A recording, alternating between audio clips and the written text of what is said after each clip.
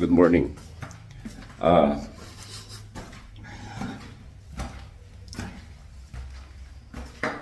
Ito yung mahirap po. Ito yung mahirap sa pagkikiniing. Pag nagkamali ka, natulugan mo yung kinikiing mo or yung pinapausukan mo. Mag-recreate po talaga yan. Tingnan po natin. So, natulugan po yung kiniing. Actually, tingnan nyo po ito. Nalanta na nga yung dahon. Kasi dapat ang kiniing hindi tinutulugan eh. Yan po yung kanyang resulta. Subukan natin gumawa ng isa.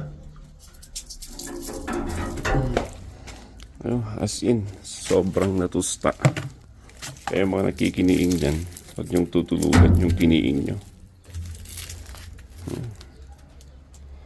Naging chicharon po siya.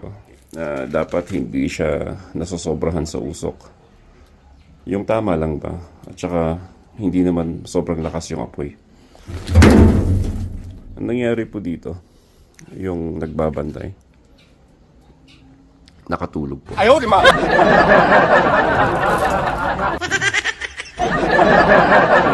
Chicharon po siya.